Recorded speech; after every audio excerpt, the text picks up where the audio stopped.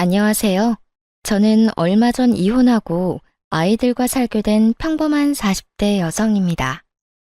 정말 아직도 이혼한 과정을 생각하면 미치고 환장할 일이지만 사람들이 진짜 이런 나쁜 사람들에 대해 알아야 할 것 같아서 이렇게 사연글을 쓰게 됐어요. 저와 남편은 정말 평범한 사람들이었고 평범하게 결혼을 하게 된 커플이었어요. 둘 다 평범한 월급쟁이였고 본가가 같은 동네라는 공통점 덕분에 더 빨리 친해졌죠. 정말로 모난 곳도 없고 시댁에 문제가 있는 것도 아니었어요. 친정도 시댁도 잘 사는 편은 아니었지만 둘 다 비슷했으니 그게 더 낫다고 생각했죠. 그런데 10길 물속은 알아도 한 길 사람 속은 모른다잖아요. 시댁 사람들이 그런 사람들일 줄이야 상상도 못했죠. 처음으로 이상하다는 것을 느낀 것은 결혼 4년 차였을 때예요. 남편이 휴가를 앞두고 있던 여름에 몸을 만들겠다며 8kg짜리 아령을 들고 운동하다가 발가락에 아령을 떨어뜨려서 발가락 골절을 입게 됐어요. 불행인지 다행인지 엄지발가락은 다치지 않았지만 나머지 3, 4, 5번 발가락이 부서졌어요. 발가락 뼈뿐만이 아니라 발등뼈도 문제가 생겨서 결국 수술을 해야 했고 핀도 박아야 했죠. 한마디로 대공사였어요. 나오는 병원비와 수술비는 그때그때 생활비에서 냈고요. 실비보험을 제가 내고 있었으니 당연히 실비보험에서 돈이 나올 거라고 생각했거든요. 그런데 수술비가 생각보다 많이 나와서 생활비가 좀 모자라더군요. 여보, 얼마 전에 보험 청구하지 않았어? 진단금이랑 수술비 그거 나왔으면 나한테 줘야 해? 우리 지금 생활비 너무 모자라. 그거? 일단 신청은 해놨는데 한번 알아볼게. 조금만 기다려줘. 그런데 생활비 많이 모자라? 응, 이번 달 초에 당신이 교육 듣는다고 40만 원 가져갔잖아. 그것 때문에 좀 힘들어. 저와 남편은 통장을 합친 건 아니었어요. 결혼하면서 오랫동안 몰던 중고차를 팔고 새로운 차를 사느라 대출을 받았고 집을 구매하면서 또 대출을 받았죠. 남편 앞으로 150만 원 넘게 대출금이 들어가고 있는 실정이라 필연적으로 제가 생활비를 부담하고 있었거든요. 그러다 보니 이런 식으로 돈이 나가면 제 월급에서 돈을 더 써야 하는 일이 생겼던 거죠. 그날의 대화는 대수롭지 않게 넘어갔어요. 그런데 수술한 지 2주가 넘어가는데도 보험금이 나오지 않더군요. 퇴원 시에는 입원비 관련한 보험금이 나와야 하는데 말이죠. 답답한 마음에 남편에게 먼저 말을 꺼냈어요. 혹시 보험 어떻게 됐어? 혹시 결격 사유라도 있었던 거야? 그런 건 아니고, 그런데 병원비 많이 나왔어? 우리가 모아놓은 돈에서 좀 뺏어 쓰면 안 될까? 그 돈으로 써도 상관은 없는데 그래도 보험이 왜 안 나오는지는 알아야 할 거 아니야. 당신 보험이 생활비에서 나가는데 도움이 안 될 것 같으면 없애는 게 맞고 더 좋은 데로 갈아타면 되니까.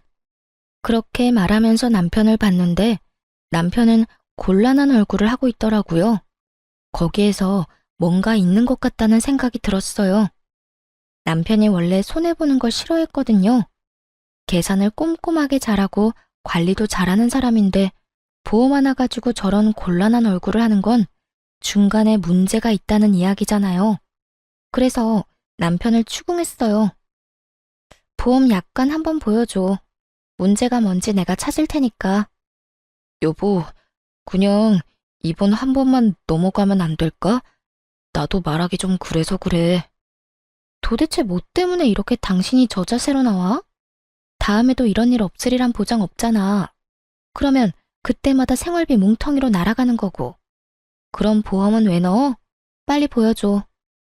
남편이 아무것도 안 하고 지켜만 보길래 저는 답답한 마음에 중요한 서류를 넣어두는 서랍부터 열어댔어요. 그리고 제가 원하던 서류를 찾았죠. 그런데 남편 실비의 피보험자가 남편이고 계약자, 즉 계약을 체결한 사람이 시모로 되어 있더군요. 게다가 수익자도 시모였어요. 저는 설마 하는 마음으로 남편을 쳐다봤어요. 남편이 고개를 푹 숙이더군요. 설마 어머님이 청구 금액 다 가져간 거야? 당신 이거 처음부터 알고 있었어? 그거 나 사회생활 시작할 때 엄마가 아는 사람 통해서 받아준 거거든. 그래서 결혼 전까지 엄마가 돈 내주고 있어서 일단 엄마가 계약한 거기도 하고 나도 별 생각 없었지. 남편 말에 제가 답답한 듯 남편에게 따졌어요. 결혼 전이야. 어머님이 돈 내셨다 하니 보험금 나온 걸 드린다는 게 잘못됐다거나 나쁘다고는 생각 안 해. 그렇지만 결혼 후에도 어머님이 그걸 가져가신다는 걸 알았으면 이 보험을 어떻게 고칠 생각을 해야지. 돈은 우리 생활비에서 나가는데 혜택을 우리가 못 받는 건 문제가 있는 거잖아. 그렇긴 한데 엄마한테 이야기하는 것도 좀 그렇고 이번만 그냥 넘어가면 다음에는 이야기 한번 해볼 테니까. 분란을 피하고 싶은 건지 남편은 계속 다음에 하자고 미루더군요. 저는 그럴 생각이 없었어요. 수술비에 입원비까지 보험에서 다 나올 거라 생각하고 편하게 돈을 써댔는데 그 여파로 지금 당장 생활비가 모자라게 생겼으니까요. 어머님한테 가서 이야기하자. 이건 나중에 해야 할 일이 아니라고. 나중에 또 문제 생기면 어떡할 거야? 여보, 그러지 말고. 말리는 남편을 이끌고 시댁으로 갔어요. 시모가 뜬금없이 찾아온 저희 부부를 보고 묻더라고요. 무슨 일로 이런 시간에 찾아와? 연락도 없이. 어머님, 이 사람 보험 청구한 금액 어머님이 다 가져가신 거 사실이에요? 제 말에 시모가 눈을 새초롬하게 뜨더니 딴짓을 하며 말하더군요. 내가 그 보험 들어준 계약자니까 당연히 나한테 돈이 다 들어오지. 내가 들어준 거 아니냐? 아들이 피보험자고 내가 계약자니까. 어머님, 그럼 보험을 넣으신 이유는 뭐예요? 보험을 왜 넣다니? 당연히 아플 때 도움되라고 넣었지. 지금 그걸 어머님이 가져가시는 바람에 도움이 하나도 안 되고 있어요. 저희 생활비 펑크 났거든요. 그리고 아픈 사람은 남편인데 왜 남편한테는 도움 하나도 안 되고 어머님한테 돈이 들어가는 건지 솔직히 이해가 안 돼요. 계약을 그렇게 했는데 그럼 어쩌냐? 너 설마 그 돈 때문에 여기 와서 나 잡는 거니? 잡는 게 아니라 확실하게 하고 넘어가려고요. 솔직히 이제 그 보험비도 저희가 받아와서 내는데 왜 어머님이 그 돈을 가져가는지 모르겠네요. 청구 금액 돌려주실 거죠? 내가 그 돈을 왜 줘야 하는지 모르겠구나. 엄연히 그런 보험이야. 내가 아들 보험 들어주면서 그 정도도 못하니? 아니 꼬우면 내가 아들 키워준 대가라고 생각해. 어이없는 말을 들으니 답답하기만 하더군요. 저는 찍소리도 못하고 가만히 있던 남편을 불렀어요. 여보, 당신은 어떻게 하고 싶어? 이렇게 앞으로 병원비 보험 지원도 안 받으면서 생돈으로 다 낼 생각이야? 그건 아니지만. 남편은 정말 답답하게도 저와 시모 사이 눈치만 보더군요. 하긴 자기 입으로 무슨 말을 하겠어요? 결혼 전에는 시모가, 결혼 후에는 제가 내줘서 본인이 돈 낸 적은 한 번도 없으니 말이죠. 남편에게 말해서 안 될 것 같아서 시모에게 단도직입적으로 말했어요. 그러면 계약자를 남편 이름으로 변경해주세요. 수익자도 당연히 남편으로 해주고요. 남편이 애도 아니고 자기 결정권 없는 사람도 아닌데 굳이 계약자 피보험자 나눌 필요 없잖아요. 그리고 무엇보다 돈을 우리가 내고 있으니까요. 내가 왜 그렇게 해줘야 해? 너희 참 이상하구나. 그럼 여태껏 내가 낸 돈은 어쩌라는 말이니? 지금 이 상황에서 이상한 건 어머님이시죠. 설마 아들 아픈 걸로 용돈벌이 하시려는 건 아니죠? 제 발언이 조금 강했던 건지 시모 얼굴이 완전 황당하다는 듯 벌겋게 달아오르더군요. 무슨 말을? 이 상황이 딱 그거잖아요. 정작 아픈 아들이 돈 다 내고 치료받았는데 보험은 어머님이 다 먹겠다는 말이 그 뜻으로밖에 안 들리잖아요. 제가 어플 체크해보니 여태 보험비를 아예 안 받았던 것도 아니고 그 전에 받으신 것만으로도 내신 금액은 돌려받으신 것 같은데요. 제 말에도 시모는 아무 말 없이 입만 꾹 닫고 있더군요. 더 이상 말하면 자기 얼굴에 똥칠하는 것밖에 안 되니 뭐를 새로 일관하려는 느낌이었어요. 그 모습에 저도 마음 단단히 먹었죠. 지금 당장은 남편 건강이 그리 나쁘지 않아서 저 보험이 필요 없을 수도 있지만 나중에 나이가 들면 저희가 얼마나 큰 손해를 보겠어요. 그래서 남편에게 말했죠. 어머님은 계약자 수령인 바꿀 생각 없으신가 보네. 그럼 어쩔 수 없지. 퇴원하고 당분간은 시댁에서 지내. 당신 다리 다 나아서 목발 없이 다닐 수 있을 정도 되면 그때 집으로 와. 그 전에는 집에 돌아올 생각 말고. 여보, 그게 무슨 소리야? 무슨 소리긴. 어머님이 보험금 다 가져가신다잖아. 나는 생활비로 병원비, 보험비 다 내고도 보험금 못 받는 사람 됐으니 당신 수발까지 못 든다는 말이야. 어머님이 그 큰 돈 다 가져가셨으니 어머님이 알아서 당신 간병해 주시겠지. 나는 돈 날리고 무보수 노동까지는 못해. 게다가 당신 집에 있으면 돈만 더 나가고. 어머님이 받아가신 돈만큼 여기서 신세지다가 와. 어머님도 고생하세요. 이 사람 아직 해야 할 거 많아서 도와주셔야 할 거예요. 그렇게 말하며 제가 주섬주섬 제 물건을 챙기자 시모의 꾹 닫힌 입이 다급히 열리더군요. 너 그게 무슨 소리야? 내가 왜 아들 병간호를 해? 제 말 못 들으셨어요? 어머님이 받아가신 돈만큼 고생하시라는 말이에요. 계약자 변경 안 해주신다니 어쩔 수 없죠. 앞으로 남편 아프면 시댁으로 보내드릴게요. 안 아프면 좋지만 나이 들수록 아플 일만 남은 거 아시죠? 여보, 진짜 나 놔두고 가는 거야? 잠깐만. 이건 당신 책임도 있는 거 알지? 미리 이야기하고 어떻게든 했어야 하는 건 당신이지. 알아서 어머님 설득시켜서 돌려놓거나 아예 안 먹힐 것 같으면 보험 해지해. 나는 그 돈 계속 내줄 생각 없으니까 잘 해결하고 와. 그렇게 이야기하고 나와버렸죠. 솔직히 진짜 화났거든요. 그런 이야기를 저한테는 해야 하는 거 아닌가요? 그래도 안 보이니 속은 좀 편하더라고요. 남편이 오른쪽 발을 다치는 바람에 아침에 누가 운전해주지 않으면 직장에도 못 가고 병원도 못 가는 상황이었거든요. 생활비는 제가 가지고 있으니 택시는 못 탈 거고 매일 아침 저녁으로 시모가 남편 직장 병원까지 왔다 갔다 해야 할 판이었죠. 그리고 저는 남편이 시댁에 가 있는 동안 돈 한 푼 안 줬거든요.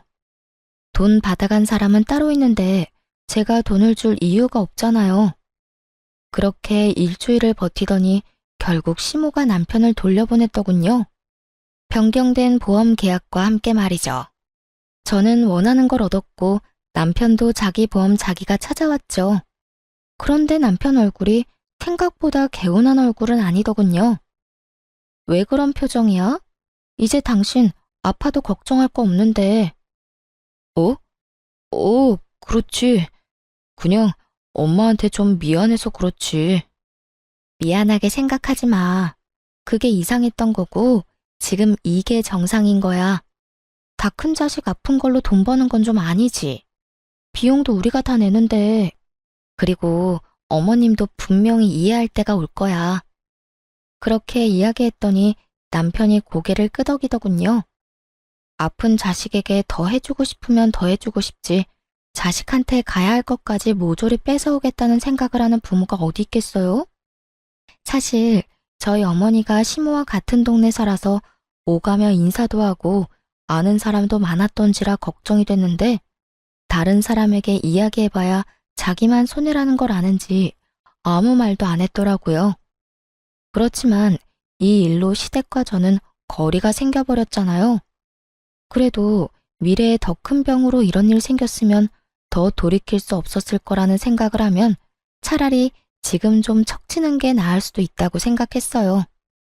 하지만 그 일로 인해 제 마음속에 시모에 대한 이미지는 완전히 박살이 나버렸죠.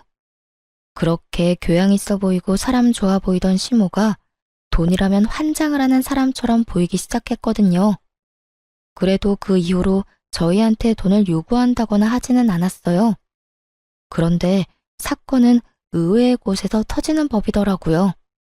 저와 남편은 결혼하면서 신혼집을 마련할 때 남편 4천, 저 2천, 친정에서 3천, 나머지는 대출로 집을 샀거든요. 대출을 남편이 갚기로 하면서 명의는 남편 앞으로 하기로 했어요. 솔직히 우리 돈이 들어가기는 하지만 저희 돈은 리모델링비랑 혼수로 거의 다 쓰게 됐으니까요. 그리고 결혼 후 새로 사야만 했던 새 차의 할부금도 남편이 갚고 있는 중이었거든요. 그래서 제가 10년째 생활비를 충당 중이었어요. 여보, 미안한데 40만 원만 생활비에서 가져갈 수 있을까? 사촌 동생이 과일 장사 시작했잖아. 가서 좀 팔아주기도 해야 하고 얼마 전에 첫째가 낸 문콕 사고도 돈 물어줘야 하거든. 당신 남는 돈은? 월급에서 대출금 갚고 나서도 돈 좀 남잖아. 얼마 전에 본가에서 보일러 고장났다고 해서 그거 고치는데 돈 좀 썼어. 그래서 이번에는 돈이 없어. 아, 그거 가져가면 나 남는 돈 거의 없어. 자동차 할부는 이제 끝날 때 되지 않았어? 3달 정도면 끝나. 그러면 나도 좀 여유로워지니까 당신 도와줄 수 있겠지. 그때까지만이야. 조금만 도와줘. 필요한 돈이긴 했어요. 애가 문콕을 하는 바람에 상대 차량 문짝을 갈아줘야 했거든요. 그렇지만 한 번에 40만 원이라는 돈이 나가니 생활비가 진짜 휘청하더라고요. 그래도 어쩌겠어요. 필요하다니 줘야죠. 그 전에도 남편은 생활비에서 그렇게 돈을 자주 빼갔어요. 작년까지만 해도 남편이 매달 드는 교육과 헬스장 비용으로 매달 30만 원씩 나갔었죠. 그 외에 경조사 비용으로도 자주 가져갔고요. 생활비를 비상금 정도로 생각하는 남편을 보며 그 집도 차 할부금이 다 끝나면 괜찮겠지 하는 생각을 했어요. 그런데 남편에게 돈을 빌려주고 정말 오랜만에 가계부를 살펴보는데 이상하게도 남편이 매달 4, 50만 원씩 꼬박꼬박 가져가고 있는 걸 발견했거든요.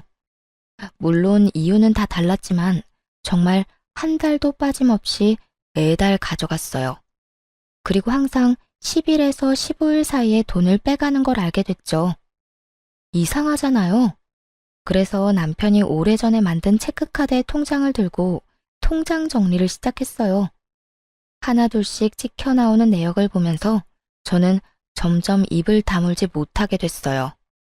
그 체크카드는 남편이 빚 갚는 용으로 사용하는 카드였는데 제게 빌린 돈이 그 카드로 들어가면 모조리 아파트 대출금으로 들어가더라고요. 게다가 아파트 대출금도 제가 생각했던 것보다 금액이 적었고 차 대출금은 이미 끝나 있더라고요. 순간 부들부들 떨리더라고요.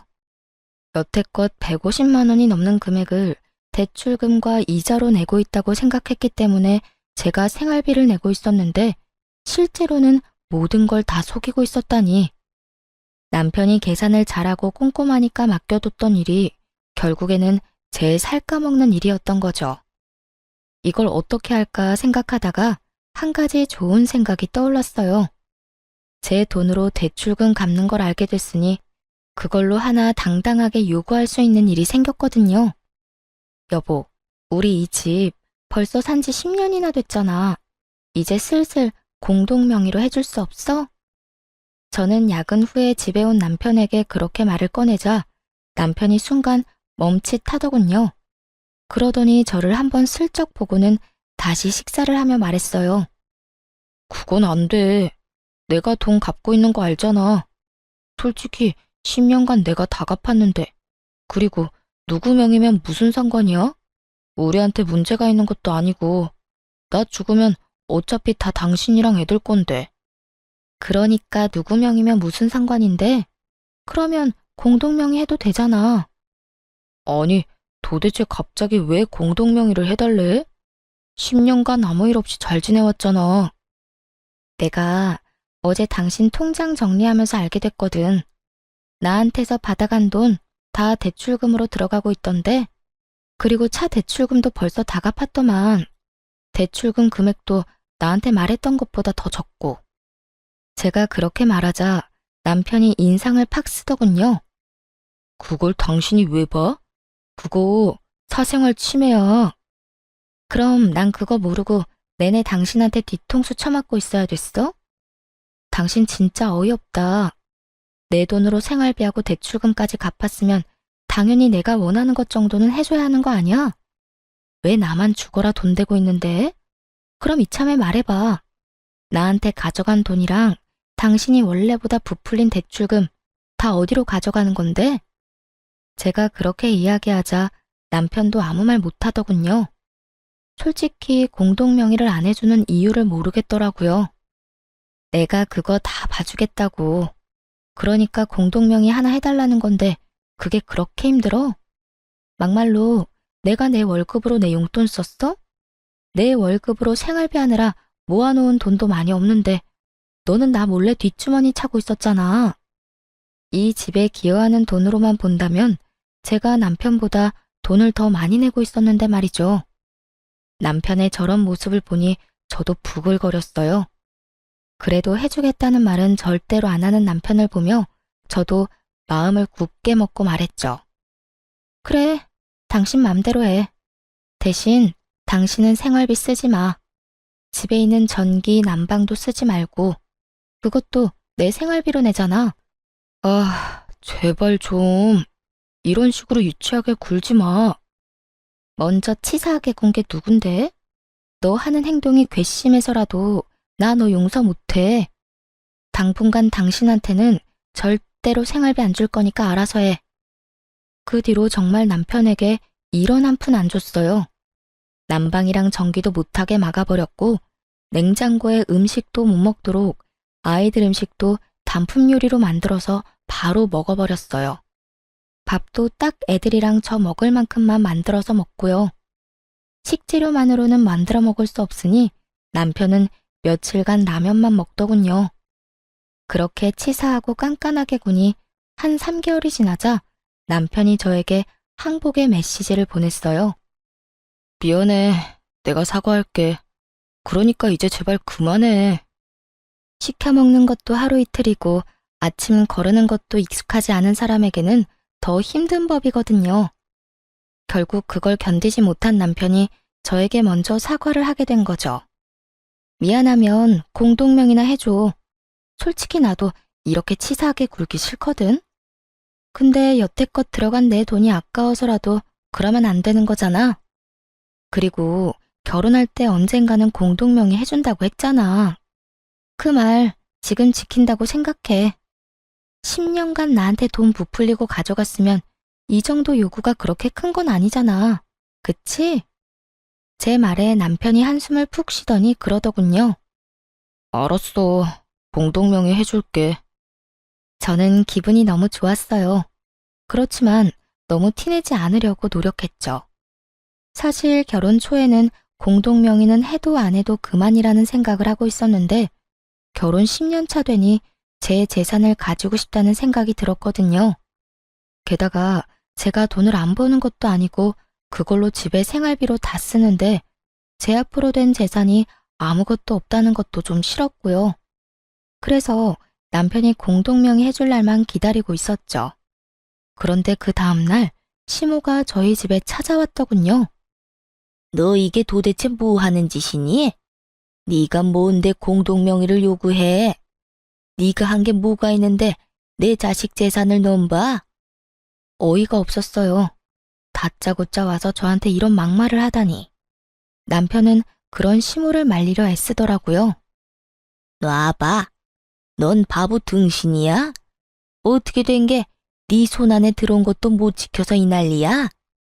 시모의 그 말에 저도 빈정이 확 상해버렸어요. 솔직히 왜 제가 저런 소리를 들어야 하는지 모르겠더라고요.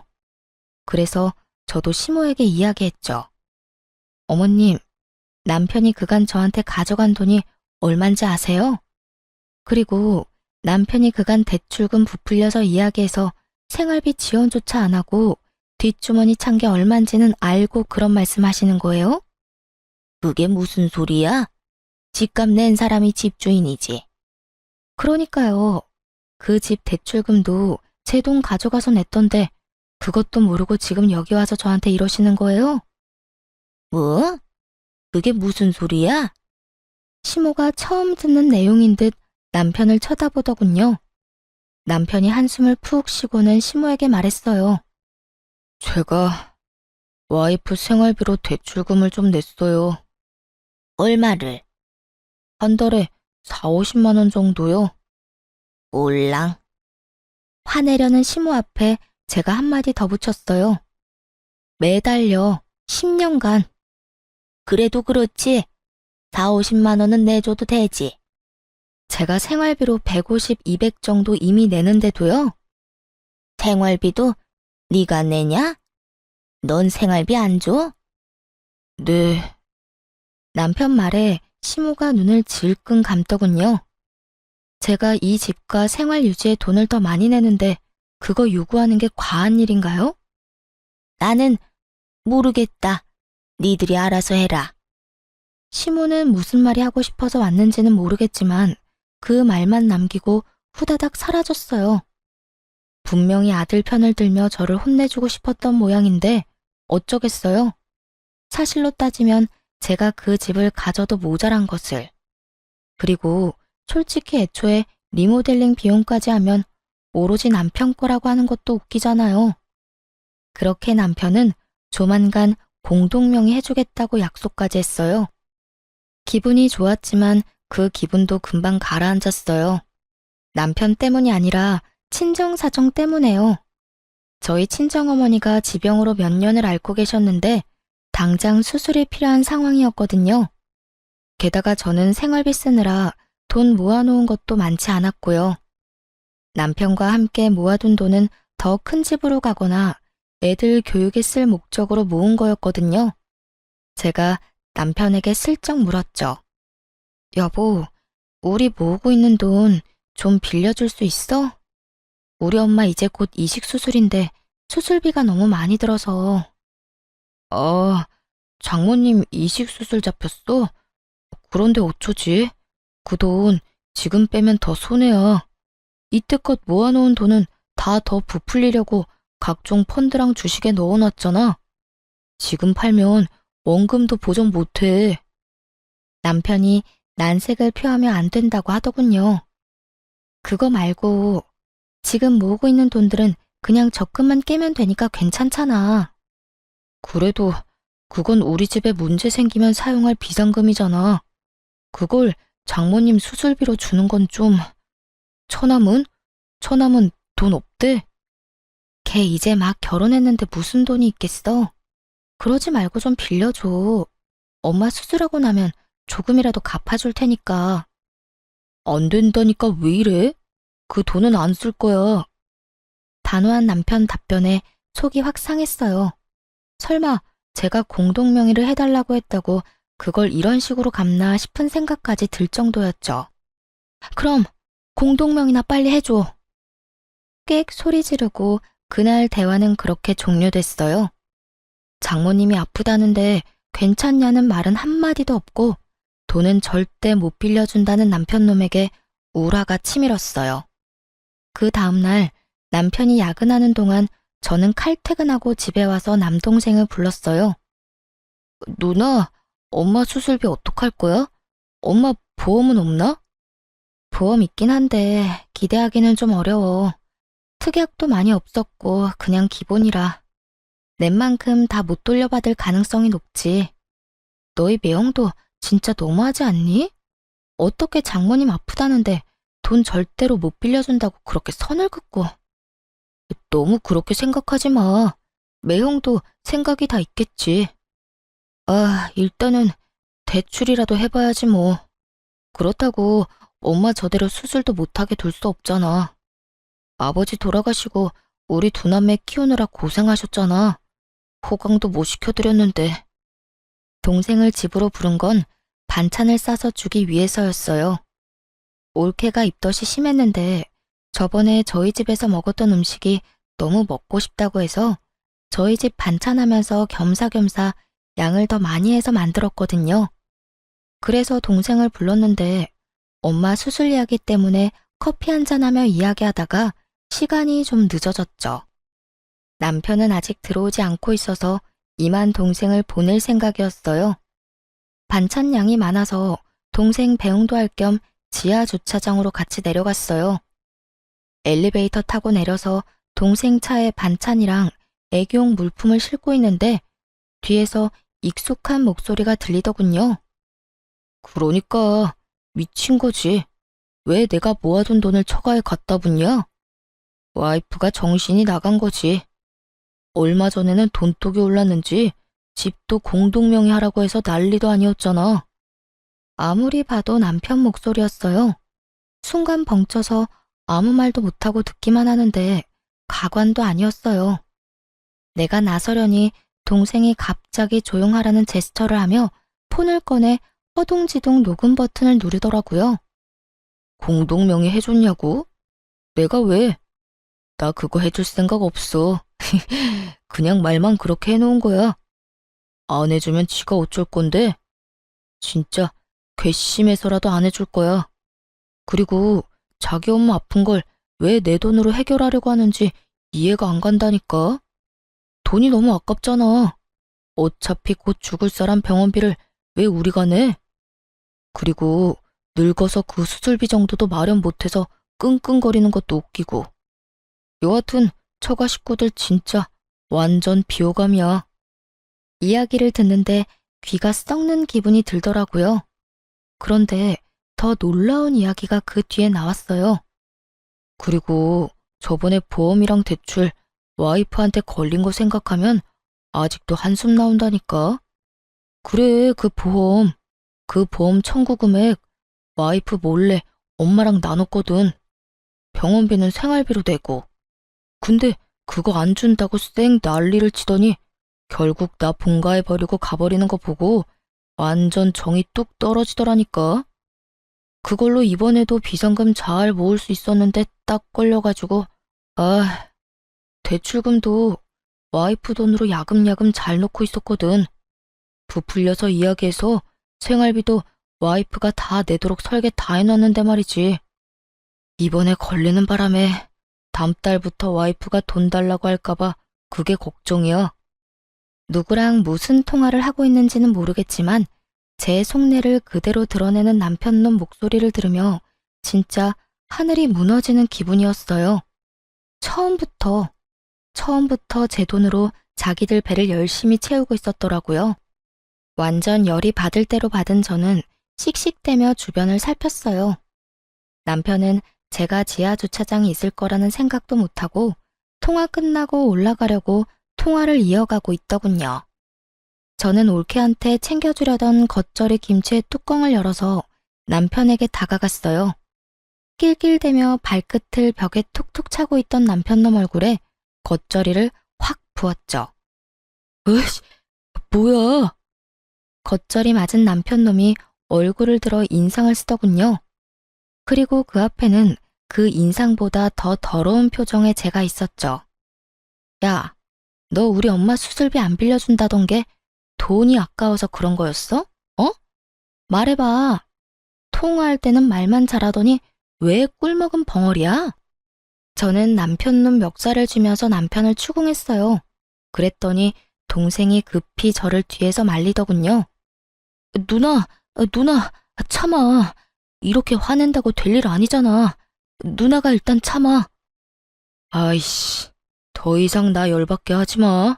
지금 이 상황도 짜증내기 일보 직전이니까. 방구 낀 놈이 성질낸다고 딱 그거였어요. 지금 네가 짜증이 나? 그래, 내고 오늘 너 죽고 나 죽자, 어? 열받은 제가 또 달려들자 동생이 말렸어요. 너 이대로 나 안 넘어가? 이혼해. 당장 이혼하자고. 이딴 식으로 너한테 돈 한 푼이라도 더 주면 내가 등신이고 바보 천치지. 누가 그런다고 겁낼 줄 알아? 이혼? 그래, 해.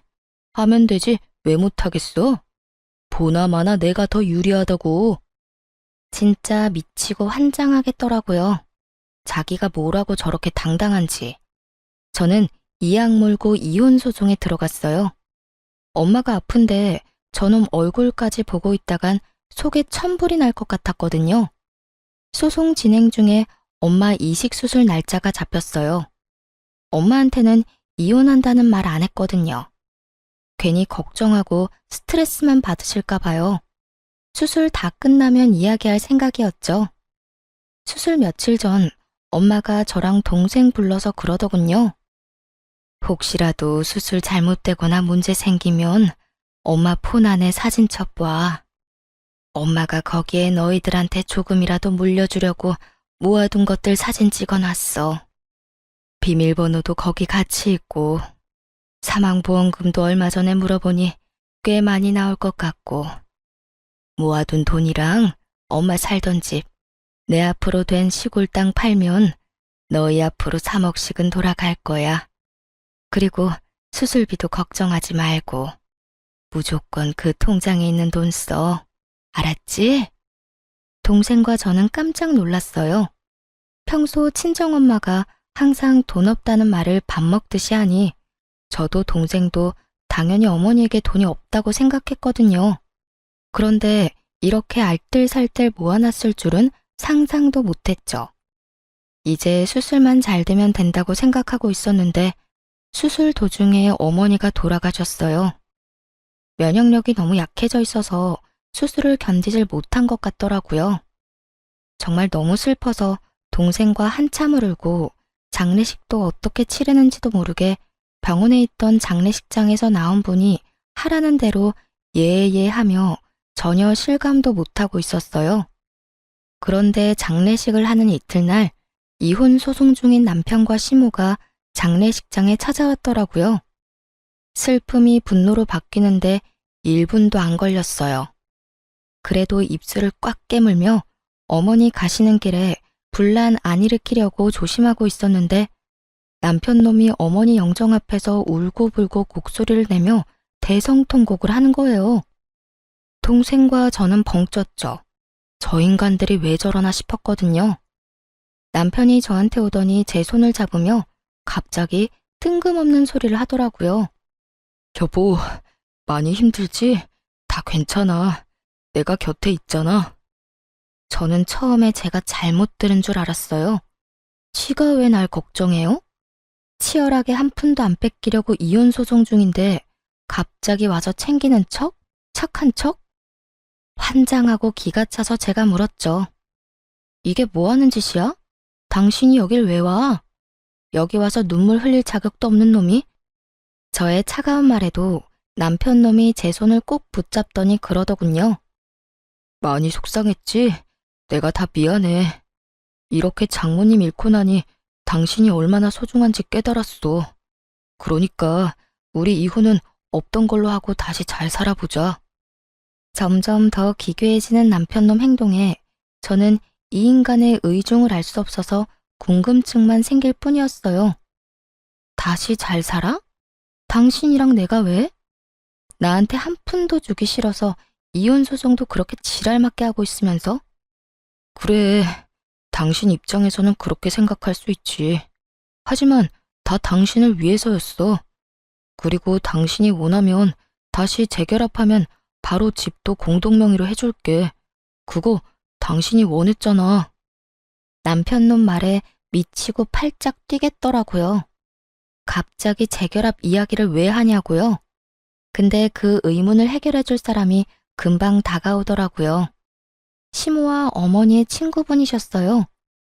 어머니 친구분은 보험 설계사로 일했었고 지금은 일을 그만두셨는데 이분이 저희 어머니와 시모 두 사람을 다 알고 있었거든요. 아휴, 그래. 저번에 사망보험금 얼마 나오는지 알려달라고 전화했을 때도 너희 이혼 전혀 모르고 있었어. 그리고 네 시어머니도 둘이 진짜로 헤어질 생각 없어서 네 어머니한테 말 안 한 거라고 하던데 둘이 잘 돼서 어머니 모시면 얼마나 좋아하겠어. 그 보험 설계사의 말을 들으니 이제 알겠더라고요. 이 인간들이 뭘 원했는지요. 엄마가 사망보험금 알아보러 전화한 후에 시모랑 보험 설계사가 통화한 게 틀림없어 보였어요. 보험 설계사가 엄마 재산에 대해 이야기했겠죠. 그러니 돈 때문에 지금 저한테 다시 재결합하자는 이야기였죠.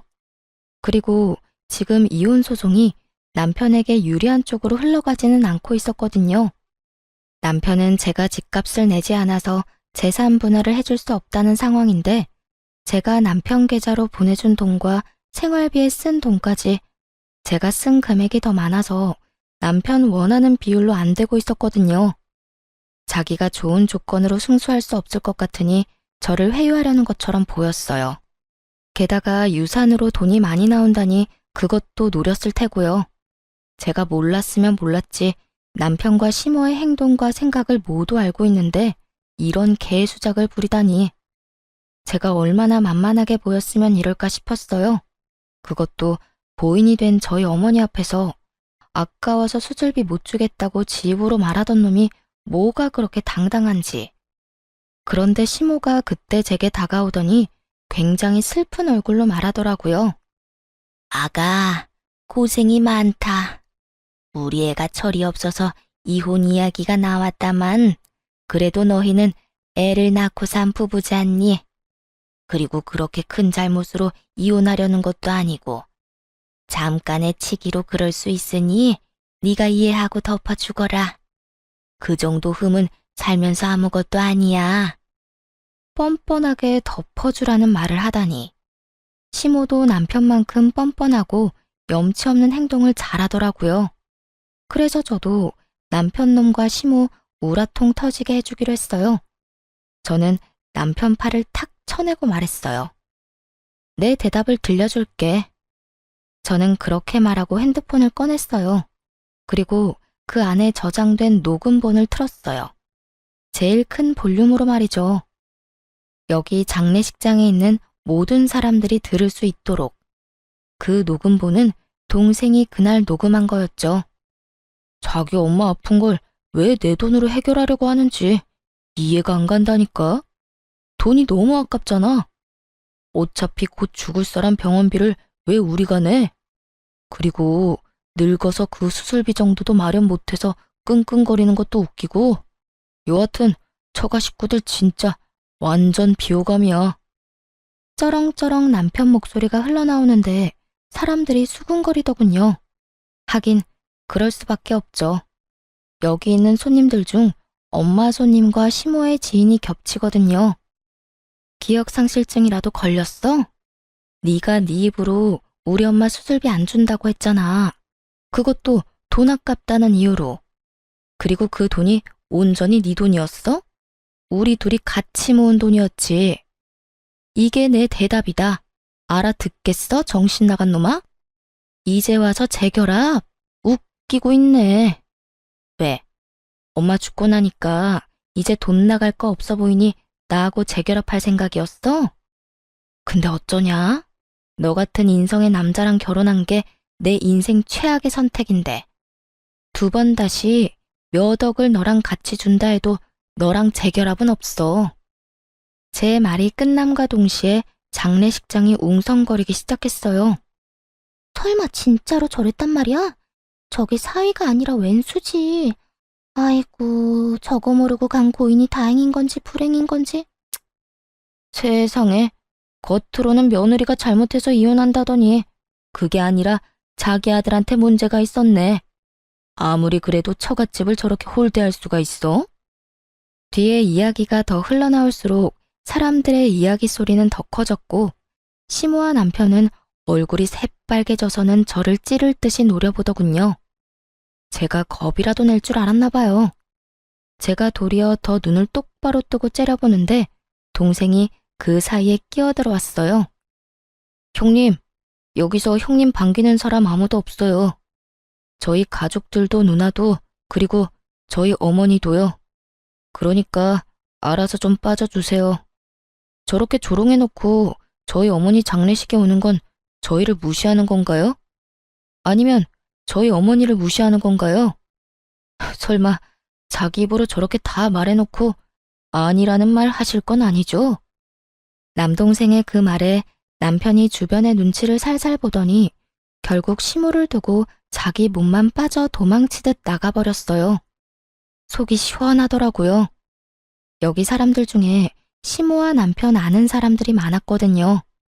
지금껏 시모와 남편을 착한 사람이라고 잘못 알고 있다는 것만으로도 완전히 열받았는데 그 사람들에게 다 알려줄 수 있었으니까 다행이라 생각했어요. 결국 남편과 저는 이혼을 했어요. 재산 분할도 저한테 유리하도록 됐죠. 저는 어머니 유산과 재산 분할로 받은 돈 보태서 시모집 근처 좋은 평수로 이사를 갔어요. 그리고 자주 마트에서 시모와 전 남편을 마주쳤거든요. 그전에는 그렇게 기고만장해서 코가 하늘을 찌르더니 지금은 저를 봐도 모른 척하기 바쁘더군요. 왜냐고요? 마트 갈 때마다 아는 사람들이 그런 이야기를 해주거든요. 아유, 고생 많았어. 어떻게 그렇게 되먹지도 못한 인간을 만나서. 그래도 일찍 이혼한 게 다행이지. 그런 놈이랑 같이 살아봐야 저승가에는 어머니 속만 문드러질 테니까. 그렇게 시모와 전 남편이 있는 곳에서 저를 다독이며 자주 말해줬거든요. 솔직히 사람들 입에 오르내리는 일은 저도 좋아하지 않지만 나쁜 인간들 엿먹이려는 일이라고 생각하니 도리어 의욕이 샘솟더라고요. 그렇게 몇 번 그 인간들 있는 곳에서 그런 소리 들으니 결국은 그 인간들도 못 참더라고요. 몇십 년이나 살았던 동네를 쫓겨나듯 도망가게 됐으니까요. 전 남편과 시모가 어디로 갔는지는 저도 몰라요. 하지만 두 사람의 행보가 어디든 이제 저랑은 상관없다고 생각해요. 저도 복수할 만큼 했거든요. 그렇게 돈 좋아하는 두 사람보다 더 많은 돈을 가지게 됐고 두 사람보다 더 좋은 환경에서 살고 있는 걸 봤잖아요. 그러니 얼마나 속이 쓰렸겠어요? 남의 떡이 더 커 보인다고 했어요. 이혼 후에 제가 가진 것들이 참 먹음직스럽게 보인 만큼 자기가 한 선택도 여전히 후회할 가능성이 높았죠. 솔직하게 말해서 대출금을 부풀려서 저 모르게 돈을 모으고 시모와 돈을 나눠 갖고 제 돈으로 대출금을 냈던 일들은 어떻게 보면 제가 이해하고 넘어갈 수 있었던 일이었어요. 그리고 그걸 위해 공동 명의를 내세우기도 했고요. 그런데 아픈 장모에게 들어갈 돈이 아까워서 빌려주지 않았다는 건 참을 수 없는 일이었어요. 남편이 엄마 수술비를 빌려줬더라면 저는 엄마의 유산으로 남편에게 더 잘해줬을 거예요. 사람 마음이라는 게 힘들 때 도움 주는 사람에게 더 잘해주고 싶거든요. 하물며 가족이 걸린 일인데 제가 얼마나 극진히 남편을 대했겠어요? 그런데 꼴랑 그거 아까워서 자기가 가질 수 있었던 모든 걸 잃게 됐으니 옆에 있을수록 자괴감과 후회가 전 남편과 시모를 무척 괴롭혔을 거예요. 결국은 참다 못해 떠나긴 했지만요. 저는 그들이 사라진 곳에서 편하게 잘 지내고 있어요. 전 남편과 시모가 뭘 하는지 전혀 모르고 연락도 들은 적 없어요. 다만 한 가지는 정확하게 알죠. 여기로 두 번 다시 돌아오지 못할 거라는 거요. 알게 모르게 좁은 동네였거든요. 제 결혼은 그렇게 확실하게 끝이 났죠. 여러분, 들어보니 어떠세요? 정말 세상에 이상한 사람 많죠? 겉으로만 봐서는 모른다니까요. 저도 남편이 저런 놈인지 나중에 알게 됐으니까요. 저도 그 일 경험 삼아 사람 보는 눈을 더 기르려 노력 중이에요. 오늘 사연은 저런 인간들도 있다는 걸 알려드리고 싶어서 쓴 거예요. 제 사연 재미있게 읽어주셨다면 감사합니다.